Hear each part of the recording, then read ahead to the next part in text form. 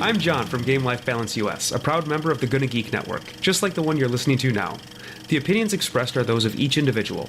Check out all the other geeky podcasts at GonnaGeekNetwork.com. And get ready, because geekiness commences in 3, 2, 1.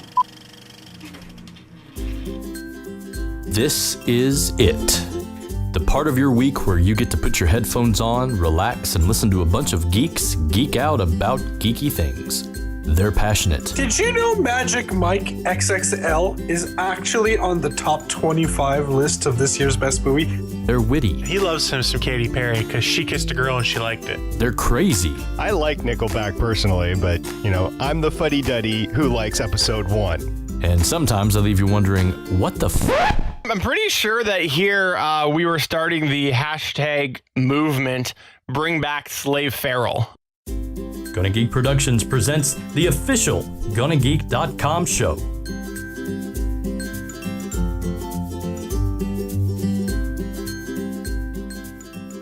Hello and welcome to episode 159 of the official GonnaGeek.com podcast. My name is... Wow, it's actually the GonnaGeek.com show. My name is Stephen Jondrew, and with me today is the ominous Stargate pioneer. It's time to do the show. It's Monday night and we're rocking and rolling. I can't wait to get to the rest of the show. It's going to be fun, folks. We also have with us the omnipotent Chris Ferrell. I really wish you got... No, omnipotent, he said. Let's not start other rumors on the internet, but I really wish you guys could have heard the pre-show because I was laughing so hard these guys had me crying. And in the last seat, we have the imposter Stargate. Wow, he's not even Stargate pioneer. He is JS, which I don't even think I want to acknowledge him today. I'm not even going to give him the solo shot. That's what. Let me tell you, I'm not a loser. Okay, let me tell you, I'm not him. I'm not a loser. If you are watching with us at geeks.live, which usually happens at 5:45 p.m. Pacific time, that is 8:45 p.m. Eastern, unless you are trying to madly figure out how you kick JS out of the chat. You can find us at geeks.live. We do indeed stream this when we do record it on Mondays. Now, here's the thing that I want to let you know. Next week, we won't be around. We will be taking a week off because I will be away, and these guys just said that basically they know that they can't have a good show without me. That's what they said. We're just throwing the towel in. There's no reason to be here without Steven. Absolutely none. We're nothing compared to him. And also, actually, just to clarify really for the Geeks.live chat right now, that there is 2 Stephen Jondrew accounts in the Geeks.live chat room. One of them has a blue icon. I might even have a little gray smiley face. That's me. The red Google Plus one that is missing a W is JS. So let's just set that straight right now. JS is the one that is the red Google Plus one. He is the imposter. And if everything goes well, by the end of the night, everybody will have changed their aliases to Stephen Jondrew, and it'll just be a big cluster. What do you mean, man? I'm logged in as JS. So how's your weeks going, everybody? Chris, let's start with you. It's swell, I guess. I don't know. It's been pretty quiet so far.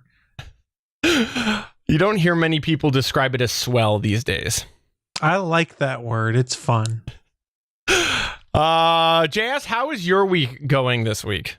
Aside from pretending to be me, of course. Dude, I'm online. Look, right there. Right there.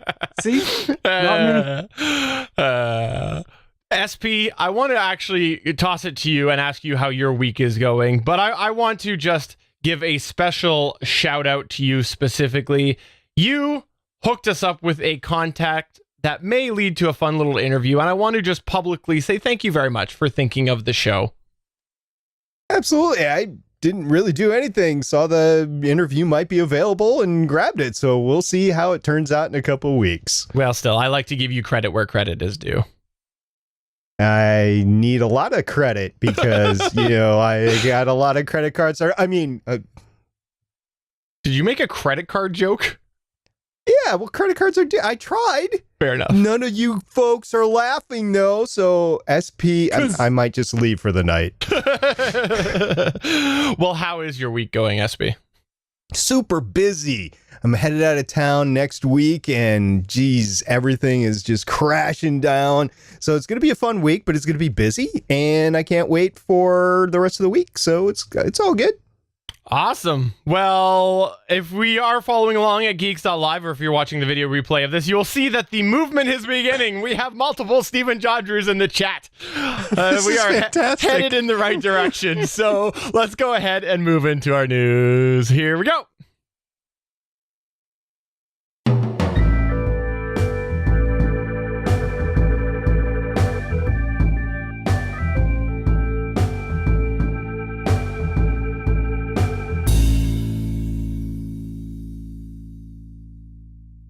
Alrighty, so for news this week, we're going to go ahead and start off with Chris Ferrell. Why? Because he said that there's more than likely a chance that by the end of the night, he will also be Stephen Jondrew. So let's make sure that he does get his news out of the way before he doesn't know how to speak. Why would I not know how to speak? Because you'll be me. I don't know how to speak. But I thought you just spoke. Not very well. You're Canadian. You just say sorry a bunch. That's all you do. Yeah, we do. Sorry, guys. I guess I'll do my news now, okay? It's insane. I was when I was in Boston, I gave some dude money, and he complained about the amount of money I gave him, and I was like, "Oh, sorry, man." And I'm like, "Why am I telling you sorry? I just gave you money." Get the hell out of here. I'm sorry it wasn't enough. I'm sorry. That's funny. All right, Chris, what do you got for your news? So going into my news, it's long been rumored that Avengers Infinity War might feature pretty much every superhero that we've seen in the Marvel Cinematic Universe so far.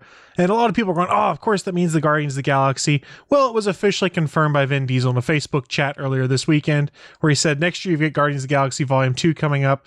And then, oh yeah, we've got that Avengers thing coming up later too. And I'm paraphrasing, but he basically just straight up outright said Guardians of the Galaxy coming to Avengers Infinity War, which isn't a surprise, but makes me realize, holy crap, they're going to have like every superhero from the MCU in that movie. How are they going to handle this? Yeah, I think it's going to be interesting because they did a really good job with Civil War, which had a bunch of people, but this is like tenfold. It's insane. Yeah. We're talking like, what'd they say, 67 heroes at one point, I think is what they'd said. And one of the interviews was how many they'd have in there. And that's not even going to be the Netflix ones, because for by all intents and purposes, from what I've heard, the Netflix heroes are not crossing over into the movies. Really? I heard Daredevil was going to be in it. That rumor's been going around, but they've kind of shot that down. Oh, I didn't realize that. They also released a rumor that Infinity Wars Part 2 is no longer called Infinity Wars Part 2. That is correct. The Russo brothers did come out and say it is not Infinity War Part 2. It'll probably be some other Avengers subtitle, whatever you want to call it here, or something like that. They probably can't afford it. It's not groundbreaking news at all that the Guardians are in it. I just like the fact we actually have the confirmation now. And there's like the little 9-year-old me in the back of my head that's just geeking out over the fact that we're going to have so many superheroes on one screen. But then you have 31-year-old cynical me going, well, how the hell are they going to pull this off? This is crazy. This is kooky talk. So hopefully they pull it off. If they do it the same way that they did with Civil War, it should be okay. Take a look at Spider-Man. How much screen time did he have? Like 32 minutes or something like that? Pulled in at the last minute. He wasn't there for the whole movie, but he was there enough to really take over the movie in terms of the fans' love. So I see the same thing happening when they introduce new characters in Infinity War that are going to be in their own movies, whether it's Captain Marvel or whoever it is. It's going to be fun, and I can't wait to see it. I'm just going to be geeking out. Question for you though, Chris, how long do you think the runtime is going to be for the movie? You think it's going to be 2.5 hours? Think it's going to be closer to 3, or are they going to smush it down all into 2 hours? Marvel's been very smart about not making the movies be too long. I don't think we've had anything near a 3-hour Marvel movie. I think you're going to be talking probably about 2.5 hours, and it'll probably be fairly action-packed. And if it's like what we've heard for Civil War, not a whole bunch of cutscenes are going to be coming on the DVD and Blu-ray copy either. Well, I think that that's what one of the things they've been actually doing quite well is making sure not to over milk it. And on the other side of things with DC, there's some questionable lengthy movies. So I think that it's good that they are being more realistic and reasonable. I'm an old man. About halfway through, I got to go to the bathroom. So, I mean, I'm going to miss something. I'm not an old man, but I just admit I have a tiny bladder. Like, I pretty much always have to go. And with something that's 3 hours, it's like, once an hour for me. That's about right for you. Yep. Well, anyways, one question before we move off of this. Do we know, was he allowed to actually discuss this? Or was it a slip? There's two thoughts there could be on this. Marvel's pretty good about controlling the narrative, so I tend to think that he probably had like the unofficial green light. Hey, put this out on your social media, or feel free to talk about this as we get closer to it. But again, even if he didn't, what are they going to do? Fire him? He's Vin Diesel. Well, he is definitely making, though, some waves in some other franchises, so maybe. That is true. He and The Rock are feuding, supposedly. Yeah, they've got their little marital spat going on there. But whatever, it's The Rock. I will always side with The Rock. How can That's you a smart choice. Although Diesel, I mean, he could tear you apart too. Doesn't matter. I still would absolutely take The Rock any day. And I let's just make it clear, I am talking sexually. I see. So you want to take The Rock up the bum? No, I said, wow. Okay. Next news point that we have. Let's have our, speaking of, let's have our Oprah moment here. You get a research. You get a research. Everybody gets a research. Isn't that right? That's SB? right. That's right. So there's really nothing new in this news story for me because I've been following this for a while, and there are rights to any government contract, and they're either government proprietary rights or they're shared with the contractor that's doing the research or whatever. So if the government actually pays 100% of the research, the government should get the rights for it. And because the government has the rights for it, as long as it's not classified, as long as it doesn't have any sort of patents or privacy information involved, it should be available to the public. And that's what NASA did in their announcement. Yes, NASA announced, according to a ScienceAlert.com story that I read, that any published research funded by NASA will now be available at no cost, launching a new public web portal that anyone can access. At NASA, this is a quote from NASA Deputy Administrator Deva, I believe it's called, Newman. She said, "At NASA, we are celebrating this opportunity to extend access to our extensive portfolio of scientific and technical publications.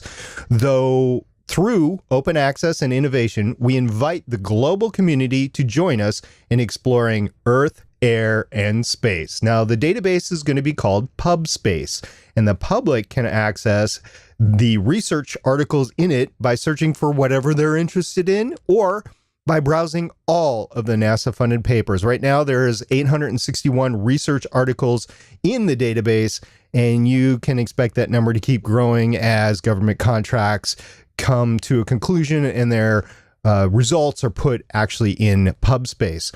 As I said before, not all NASA-funded research can be found in the archives, because there's patents, there's material governed by personal privacy, there's proprietary data either with the contractor or the individual, there's patents, and there's security laws. So those will be exempt from having to be included in PubSpace. So no aliens? Of course, there's always aliens. As long as it's not governed by propriety, personal privacy, and patents or security laws, I think we're good. We'll be seeing alien stuff in PubSpace. Absolutely. And so how many of these papers have you started consuming already, SP? Yeah, the PubSpace database and me have had a little bit of time together, and I'm liking what I'm reading so far. But just a heads up, some of these things are very technical. Some of these things are very basic, and they're not put in the kind of storytelling mode that a lot of these articles come out with for the general public. So you really got to know what you're talking about in a lot of these cases. And oh, by the way, when she is not NASA Deputy Administrator, Dava is an MIT professor. By the way, you keep saying pub space. Are you referring to like going to the pub? Because that's what I'm going to assume that you mean. That it's actually all this stuff is going to show up in a pub. Go ahead, try it, and see what happens. I'm sure you'll get a lot of interested parties trying to tell you all about the universe. By the way, speaking of the universe, I want to share something that I stumbled across the other day. I don't know when it was from, but it was a meme that was shared, and it was somebody, they posted, totally just made out with with a hottie under the moonlight, and Neil deGrasse Tyson responds and he goes, "If you made out with with somebody on this date, there would be no moon that was visible." It was amazing. Awesome. That's awesome. Who I go to when it comes to verifying my space facts anymore is Neil deGrasse Tyson. Yeah. And then Stargate Pioneer. You're number 2 on my list, SP. Yeah. I've watched, listened, read, whatever, Neil deGrasse Tyson's rants on space movies such as Gravity or The Martian and stuff like that. And dude, suspend a little belief. Have a little fun at the movies, because that's what they're there for, entertainment. They're not educational. Why are you gonna be so mean? He's SP's just like, Carl Sagan's better than you, Neil. Carl Sagan for life. You know, Neil has something over me there. While Neil, I would say Neil's the person responsible for killing Pluto as a planet, which I disagree with. Neil has met Carl Sagan in person at a young age, and that is something that I never got the opportunity to do. So my hat is off you, sir, for being interactive with the man himself. Why you got to be like backing up here? All of a sudden you're just like, hey, you know what? I'm just going to retract what I said. No. I hate Neil deGrasse Tyson for killing Pluto. Take a side and stick to it. He's met or else Carl Sagan. Change your name to Stephen Jondrew on the chat channel. My guess is this is going to get clamored when the show goes live. Change that name. Change that name right now. Flippy floppy. Yeah, exactly. All right. Well, thank you very much for that, and it is great to know that soon enough you will be able to get drunk in a pub with Neil deGrasse Tyson telling you that you did not make out with a hottie publicly. I'm sure he would appreciate you buying him a brew. He doesn't need to. He just walks in and they serve him. They serve him. But I see. In our next news point that we've got, we're going to tell you a little bit about how somebody said sorry that the ending was a pile of shat. That's right. Nice. I went there. No, it was about the beloved Bill Shatner. He came out and he apologized for Star Trek V: The Final Frontier. He did apologize for the ending Star to Trek it. V? I called it V. You're right. I absolutely called it V. You know why I called it V? Because if we're going to just like have that Star Trek, what's the new series with the pipe? The pipe. I hate the pipe. I'm getting back to the stupid pipe in the Star Trek. Oh my God, stupid series. Stupid series. I wasn't even trying to stir him up into that, and all of a sudden he's... What are you talking? Destiny? Whatever the new Star Trek series name is. Discovery with the stupid logo with like the line in the middle. It's dumb. It's terrible. What a dumb idea. Anyways, let's move on. But no. And you think I'm going off on Neil deGrasse Tyson for killing Pluto's bad? Whatever. Yeah, that's true. But no, he did indeed apologize for the ending of Star Trek: The Final Frontier. He ended up saying that I got the chance to direct a several $1 million movie, and I did not get the help I needed in allocating my budget. So when it came time to shooting the ending, needing a good villain and lots of computer graphics, I had run out of money. Sorry about that. That's what Bill Shatner said about The Final Frontier. He is could Canadian. Just be it was a crap script. I thought that this was interesting, though, because for a long time, the original series movies were overall being loved by many fans, except for the odd number movies. But still, there was always a special place. And here's Bill Shatner just going, yep, sorry, it sucked. He wrote it, though. It's like somebody not telling you this is a pile of poop before you shoot it. Well, that's what I wanted to bring up with this. I couldn't believe that it took him this long, and B, he is really just knocking on the product that really was truly his. Like, that was his baby, and it let a lot of people down. I mean, it wasn't that bad of a movie. It was pretty bad. It was pretty bad. It's near the bottom of the Star Treks, man. Jesus thing was a bit too much. Sure. Although the jet boots were awesome. I want some of those jet boots. Yes. When he falls off the ledge, yeah. Yeah, those are badass, man. Now, in the chat, we have Albert Sims saying, I liked all the original cast movies, and I'm the first to admit I actually didn't. There are certain ones that I like. I still stand by the fact that the motion picture is the worst of the franchise. And it's really you hated this more than one? No, one. The motion picture. The motion picture. Yeah. The motion picture is the worst in the franchise. It wasn't bad. I mean, if you take a look at it wasn't 2001. Good. No, time out. If you take a copy, yeah. Go ahead. Yeah, if you take a look at the motion picture versus 2001, it wasn't that bad. However, if you take a look at it versus Star Trek 2, it sucked. Yeah, you have to understand the time at which it came out. Science fiction movies were not very popular at all. It had to be very artsy. It did a good job at the time it came out. I mean, sure. I mean, look at Blade Runner. Blade Runner was considered a complete failure. Complete failure when it came out. It's probably one of the best sci-fi movies that's out there. Blade Runner is a masterpiece, but it was considered. It is pretty good. Considered poop for the longest time. There's people who still can't watch that movie. There's people that are still arguing about the end.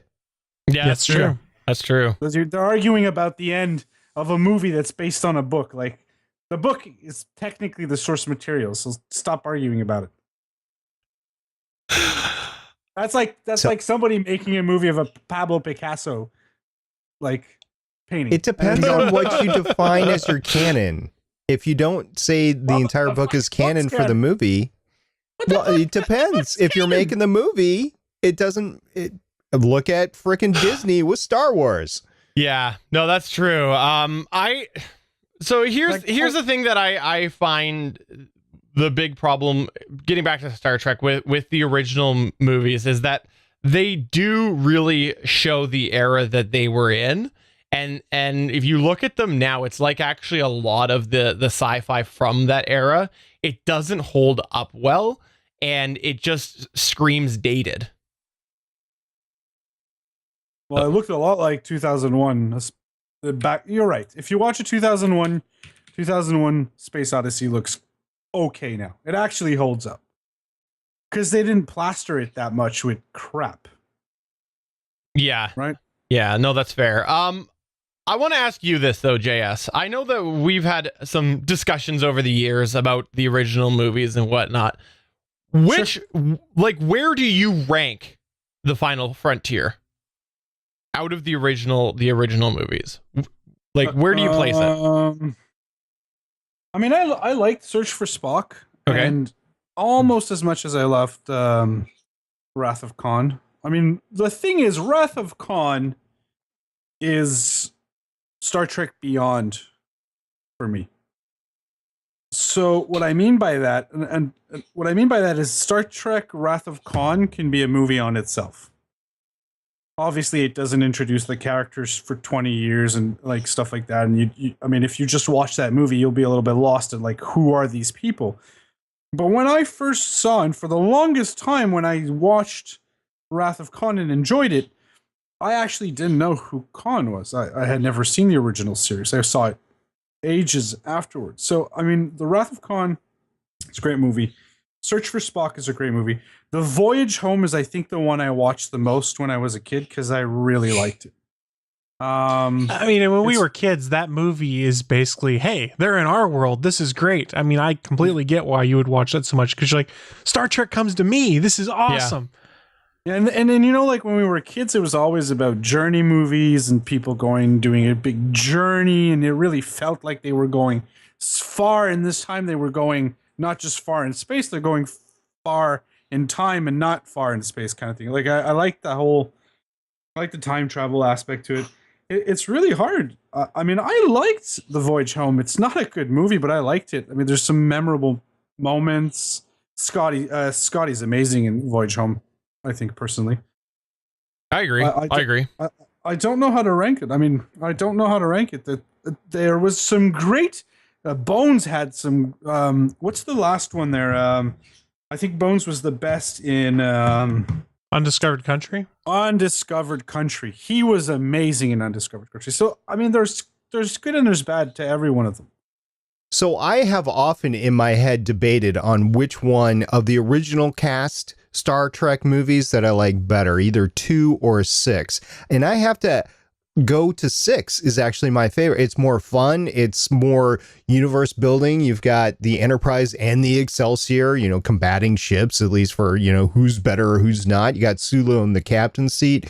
It was just fun for me. And it was a good ending how all the original series actors actually signed off on the screen. And that was it. That was a perfect way to move on with the new crew. Of course, you'd have the debates on new crew versus old crew with the Next Generation guys, whatever. But yeah, I like 6, and 2 is right there behind that, and then followed by 4.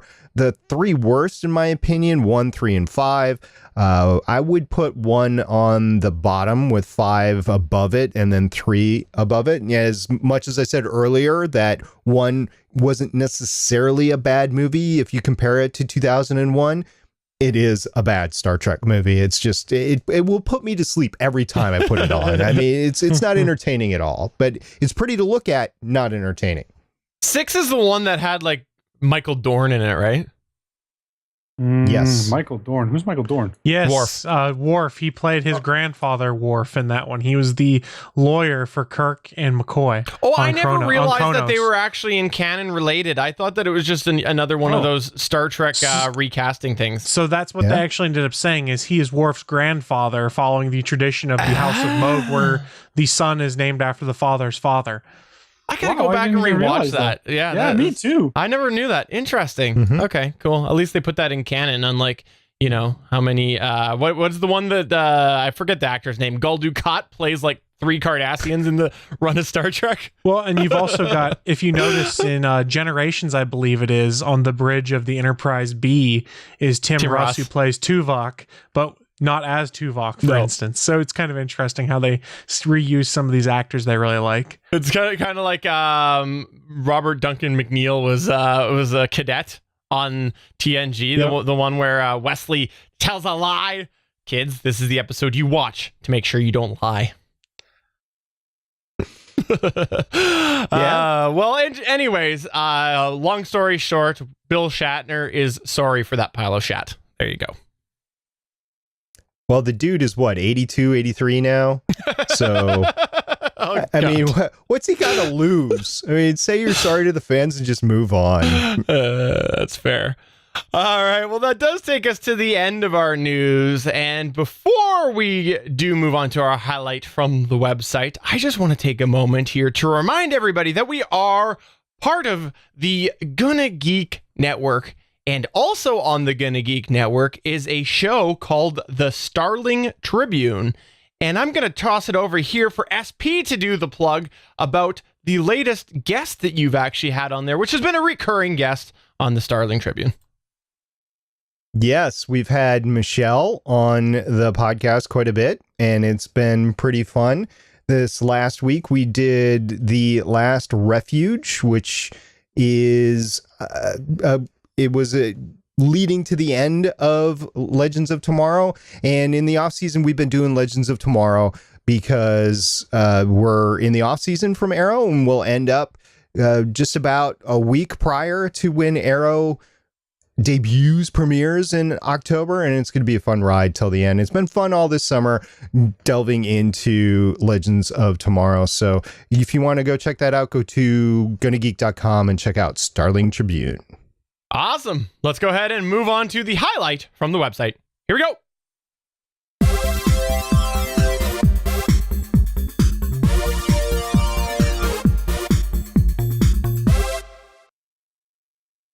This week's highlight from the website comes courtesy of, well, actually a whole bunch of places, but also comes courtesy of Chris, SP, and myself. It is about the Better Podcasting episode 42 preview, which is online at GonnaGeek.com. Now, why am I talking about this? Well, it is about a change that Google has been making in the world of video. They have for a long time offered the service called Google Hangouts on Air. This is a way that a lot of people who podcast have been able to podcast and do video casts pretty simply. They just entered in a bit of information and away it went via Google+. Because as you know, everybody who is following your social media activity is always following it first on Google+. It's the best. Well, they have announced that they are actually stripping that out and they are going to be placing it in to the YouTube Live side of things because, well, let's be honest, Google Plus is going away very rapidly. Now, we talk about that in the latest episode of Better Podcasting, and you can find, like I said, that segment at GonnaGeek.com. But also in that same episode, we give you a bit of a follow-up about something that you might want to know if you do any video at all under Windows 10.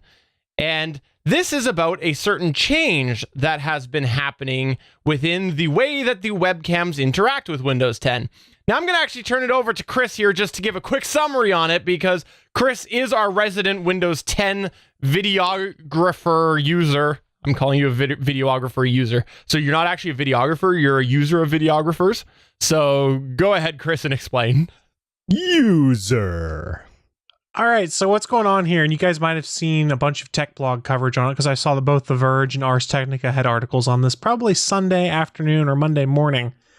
If you have Windows 10 and you downloaded the anniversary update and you have a nice webcam like most of us do in this podcast, like the Logitech C920, as soon as it tries to go to an HD stream, it is no longer going to work. And you might be asking why? Why is that? Well, in the Windows 10 Anniversary Edition, Microsoft removed the MJPEG and H.264 codecs. So when your USB 2.0 camera tries to upscale to HD using one of those codecs, it craps out and your camera dies. It's awesome that your Skype certified webcam doesn't work in Skype now because they took out 2 essential codecs. Yay. This highlights a problem you have with Windows 10 with the forced mandatory updates, which I'm sure we can touch on. But if you have downloaded the Anniversary Edition, you have 10 days to back out of it. And there's also a registry hack you can do to get your camera working in the short term. And I think there's articles online we can direct you towards.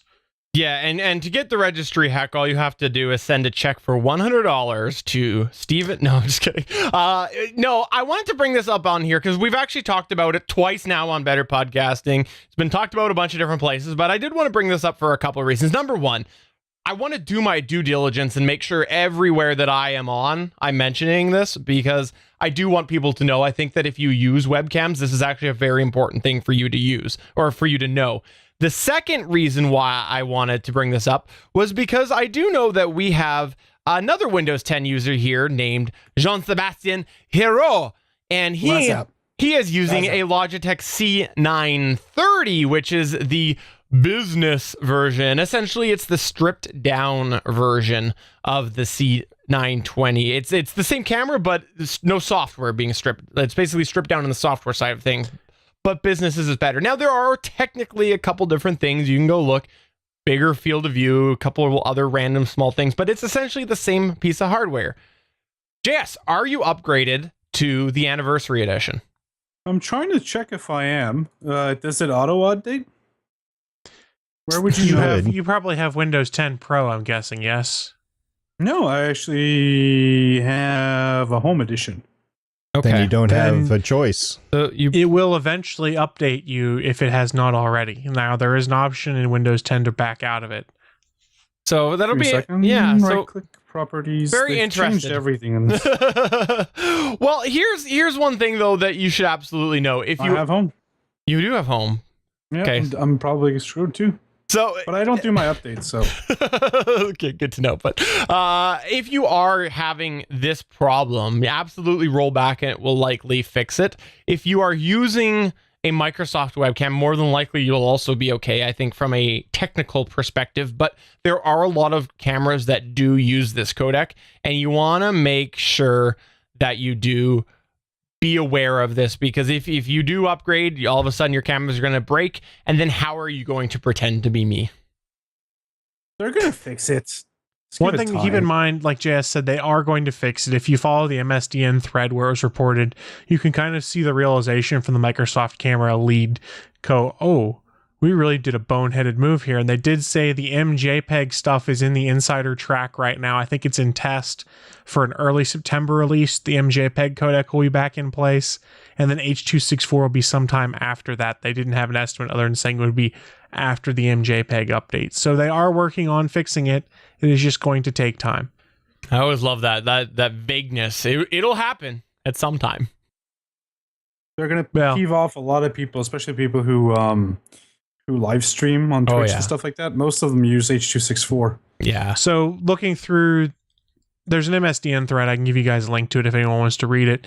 There's a lot of horror stories there of these guys being like, hold on, my business makes use of these cameras to do a lot of stuff like gate recognition and things like that. And we can't use them right now. So I have to start telling customers either roll back to the last version of Windows 10, don't upgrade, or go buy a Mac right now. He goes, because I can't have them not be able to use this software for a month while you guys fix something that you never told us you were removing from Windows 10 to begin with. Was in the patch notes. It probably was, but they okay. But here's the thing, JS. If you're gonna, JS, I will be okay with your stealing my name tonight just because of that. For me, it comes down to more of, if you're going to strip out a capability, you kind of need to give a little more heads up than be like, well, it's in the release notes, or we did it because this is actually a good thing. Well, it's not really a good thing if you brick everyone's camera so that they don't work. Well, I guess bricking is not the right term, because if you fix the software, it will work again, but a temporary bricking. I agree with the term. I was going to say, I like how the other guy says, go buy a Mac. Sure. Go buy a $3,000 computer to solve your problem. Just buy Windows 7 for $92. And the other thing that we should point out here is in our chat at geeks.live, which is where we definitely chat with you. That's the chat, if you're watching the video, that you see at the bottom of this little rickety-rackety show. You will see that Suncast is pointing out, what difference does it make? Nobody uses webcams anymore. It's a niche market. Yeah, it is. And it irritates me. I'm going to take this moment to rant since you mentioned it. Maybe I'll rent too, why not? The webcam market really bugs me, because the Logitech C920 is like basically the camera on the market, yet pretty much any phone that is like within the last 4 to 5 years is way better picture than the C920. So really irritates me, bugs me.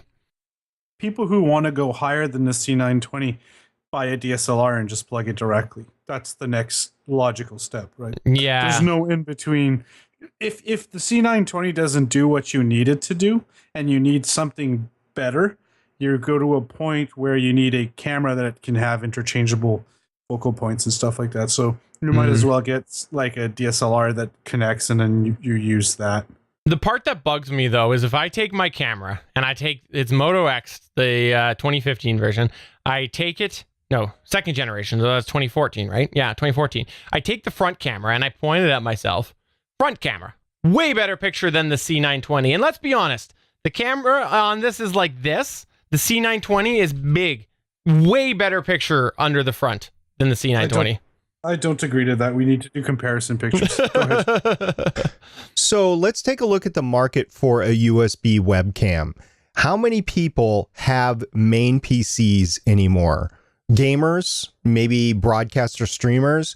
Everybody else, they have laptops, and then there's a webcam integrated into the laptop, or they have a tablet with a webcam integrated to the tablet, or they have a smartphone with 2 webcams integrated into it. Most tablets do too.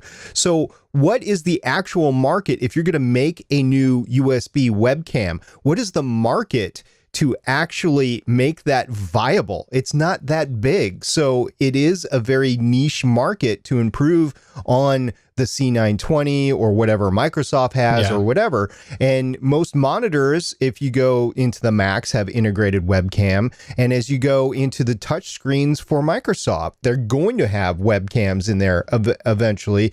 So the USB webcam is going to go by the wayside. And if you want to get a different shot, you're probably going to have to get one of those streaming boxes with a DSLR or a video camera. I think that's the way things are ultimately going to go. Those things will be cheaper in the future. Right now, they're a little bit prohibitively expensive. So we're all stuck with the Logitech C920 or C930, and we are at the mercy of those Microsoft beeps that are just totally.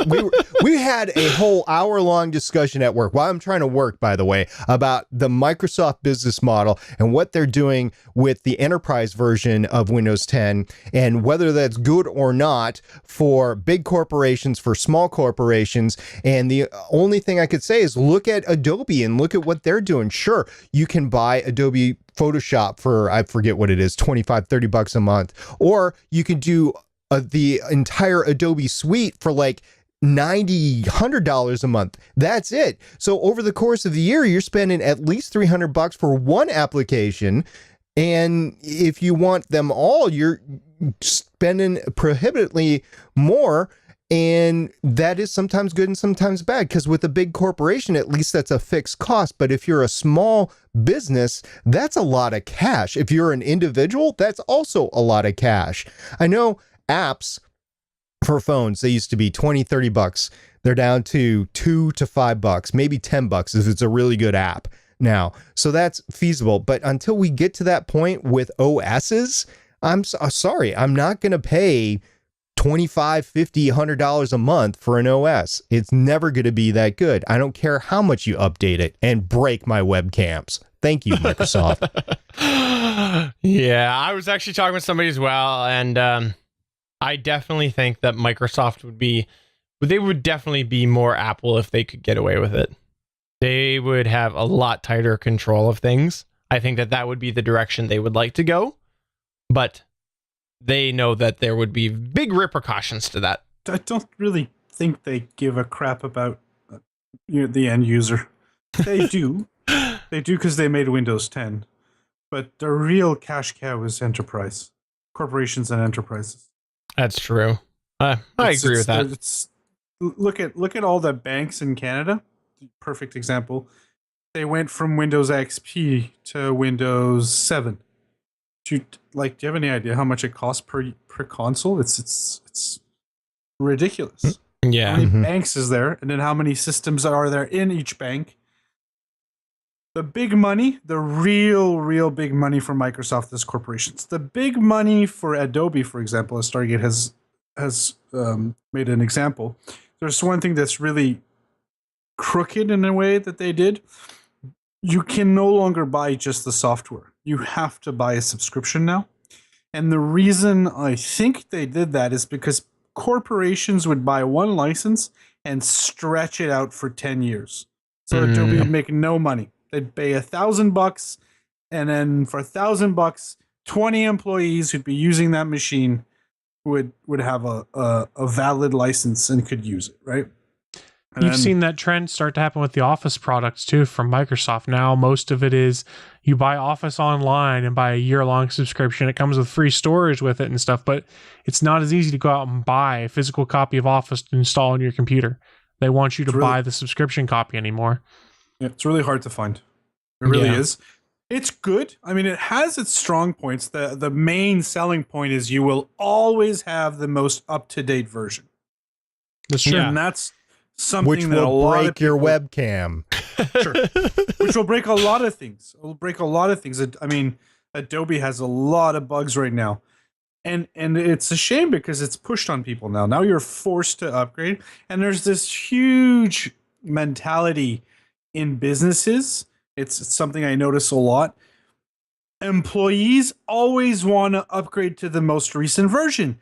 And I keep telling them, do you really does it work? Can you do your work? Why would you jeopardize your station and trying to update to something that can become uncompatible to the software you use. Why would you do that? Because they like the bells and whistles. That's it. And that's where these you know what it is? It's recurring revenue, and it's better than sales revenue. Recurring is crazy. If you know you're going to make $1 billion every month over just making $1 billion every 5 years, I'm exaggerating the numbers, obviously, but now you know that you're going to be making that much money every month. It's recurring is the way to go. I mean, you see it in so many businesses. Tell that to Sirius and XM radio. It's radio. I mean, it's radio. That's the ultimate problem. It's radio.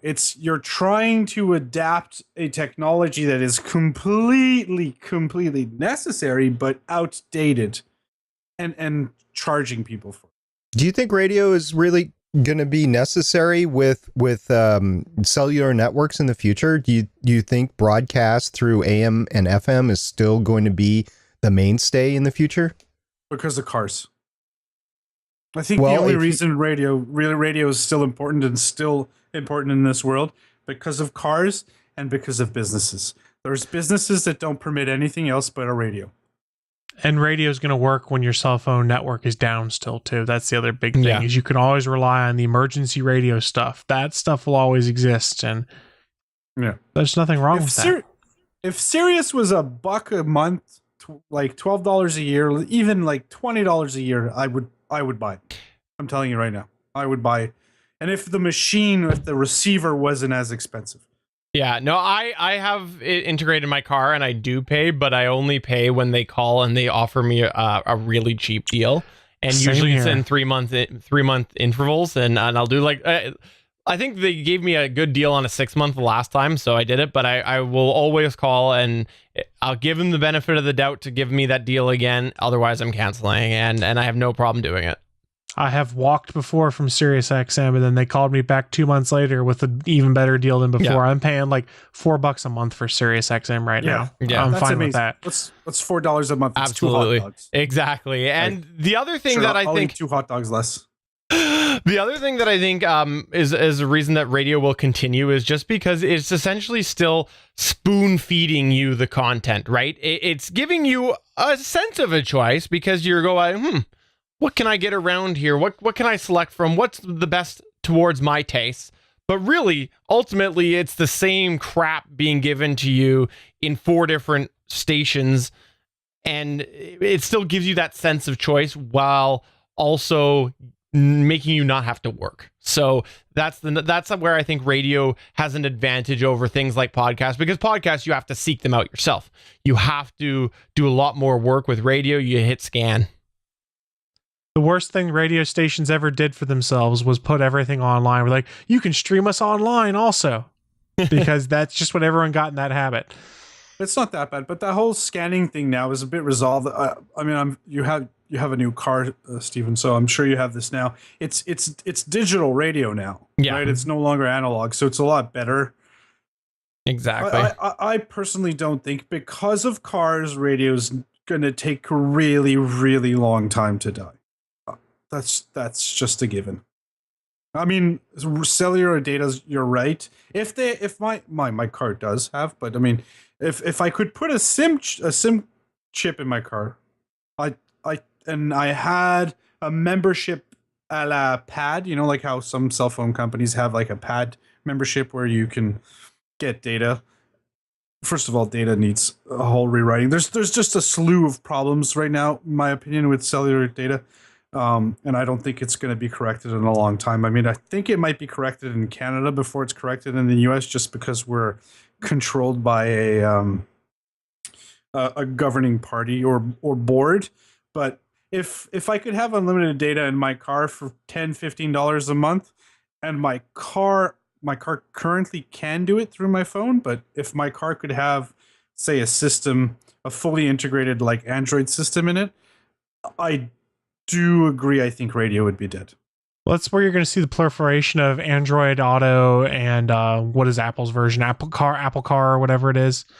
that's where you're going to start to see this, because they're going to make it very easy for you to be able to access the content on your phone or to stream content off of your phone. I have a Subaru that's like 2 years old, but it has built-in Pandora integration and stuff like that, and some other app I never used because it was really crappy but would do podcasts. So if I want to listen to Pandora, I hit the Pandora button on my car radio and it just uses my cell phone and Bluetooths it over the speakers. It's a pretty nice feature.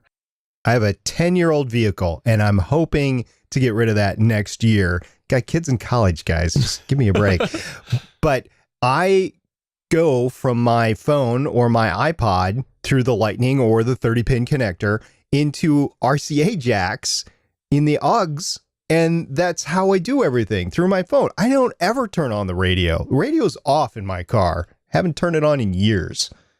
So, but one last thing on here. I actually don't see, even with all the integration, it going away, and I'll tell you the reason why, and it's the local factor. You get to hear the music that you like, but you also get tossed in their traffic updates, weather updates, right? That's huge. That's huge. And it's the 40 same thing. minutes of commercial every hour. That's your choice. There's lots of people, though, who I've personally known who have tried Sirius. They've tried other things, but they like that local aspect because it's valuable to them. They get to hear about the local events. They get that sense of community, and that is something that I think people will continue. I know you're going to disagree, SP, but everybody. Wait a minute. Not everybody lives in a tsunami region that needs to know the alert as it happens. No, but people like traffic updates. That is a huge thing, and just like you said, the subtle community feel that comes through a local radio station is something that I think there will be a large basis that will still want to have. Me personally, I like the balance of the two. If I'm going to listen to radio on my way into work, I will listen to local. On lunch or elsewise, I'll listen to Sirius XM.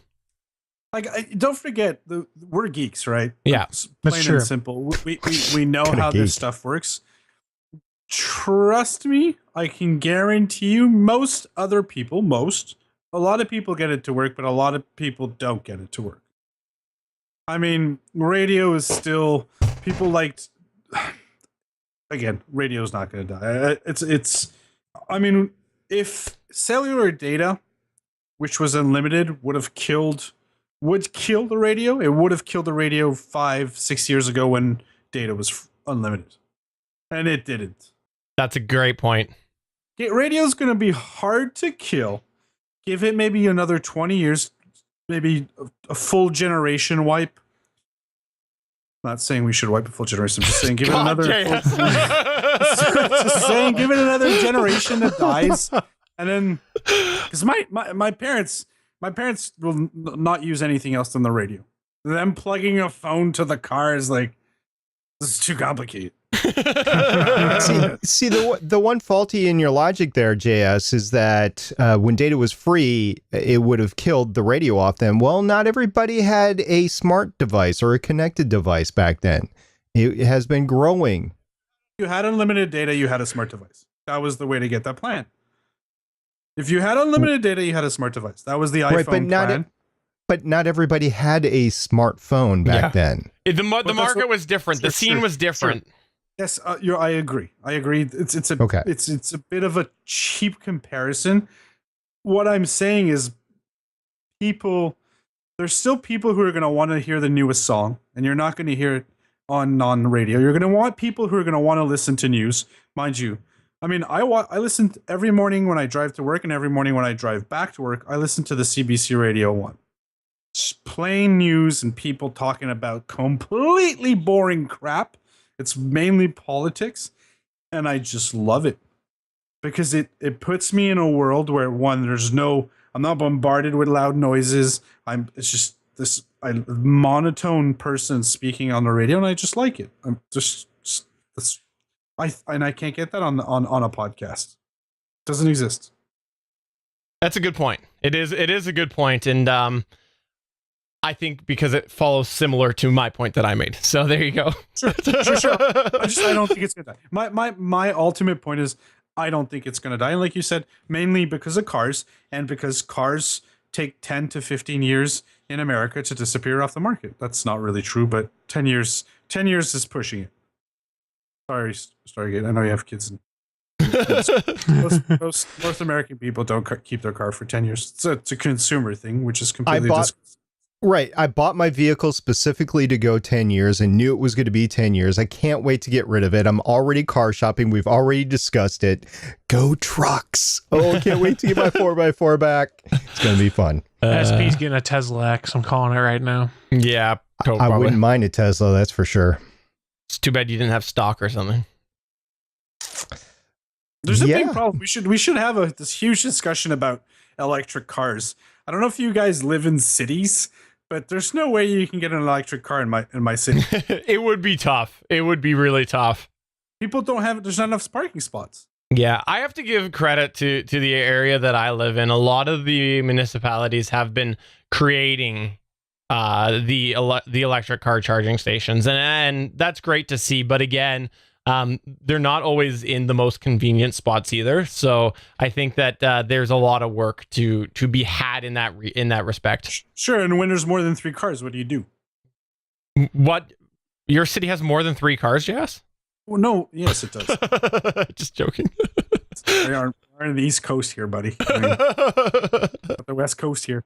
But no, what I'm saying is those stations are always 2 cars or 4 cars. Yeah. If everybody has an electric car, where the hell are you going to charge your car? That's true. Even with the sun, with solar panels. That'd be awesome. It would be. Awesome. Just build a car out of solar panels. Early Priuses did have solar panels on the roof. They didn't do anything for the big car battery, but at least it made an attempt at something. Yeah. Well, they used it to power like a fan in the window or something, wasn't it? To circulate air or something like that. Yeah. Yeah. Well, on that note, though, that is going to take us towards the end of the show. And before we do wrap up, I just want to go ahead and give us all a moment to do the plug thing. And I'll go ahead and start off and just say, please do check out all of the amazing geeky content at GonnaGeek.com. There's a lot of really good stuff, including podcasts, articles about the podcasts, and more. SP, what would you like to plug? I just want to thank all the world athletes that competed down in Rio for the 2016 Summer Olympics. It was really entertaining. Had a lot of great stories, athletic stories going on. Some not so good. U.S. swimmers. Screw you, Ryan Lochte. I was going to say, I don't know whether or not I can believe anything that you or Chris says, because you guys just might be making it all up. Steven tried to rob me the other night. Well, that happens every night anyway. But robs you of your purity. I know that you guys have trained your entire lives for those events. I know you put your heart out there, and it was just awesome to watch. So in case you're an athlete that participated in the Olympics and you're watching this, thank you very much. It was great to watch, and I can't wait for 18 months from now to go to Korea for the Winter Olympics. Awesome. And also, we should give a special shout out to the people who have repaired the raw sewage that was in Rio. Oh, wait, then never mind. That never happened. So, yeah. Chris, you got anything you want to plug? You already plugged the network, so I'll just reiterate that. Go over to GonnaGeek.com, check out all the awesome stuff. And if you're needing some entertainment during the day and there's not actually live content, it's okay. Go to geeks.live. You can watch simulated live content. Basically, we restream all of the old shows from the past, 13 episodes, so you can rewatch them if you've missed anything. Yeah, exactly. And the best is when you get to the Christmas special. No, I'm just kidding. That's not on there. But JS, you got anything you want to plug? Am I allowed to plug, your mama? You can anytime that you want, JS. It would be my honor. I had to bring it back. It's been a long time. Well, on that note, for episode number 159 of the official GonnaGeek.com show, I give my broadcast microphone lots of love. I don't. I caress my broadcast microphone every night. Scotch, scotch, scotch. Scotchy, scotch, scotch. Bye! Tastes so good in my mouth.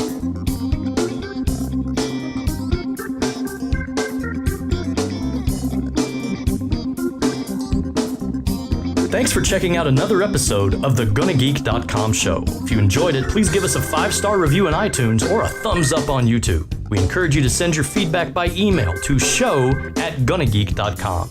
You can find our entire archive at GonnaGeek.com/show. And while you're there, why not check out all of the other geeky content on the GonnaGeek Network? Want to chime into our live chat? Join us Mondays at 8:45 p.m. Eastern at www.geeks.live. The music heard on this show is by Kevin MacLeod of Incompetech.com. This show was produced and edited by Stephen Jondrew of GonnaGeek Productions. Thanks again for joining us, and we'll see you again next week.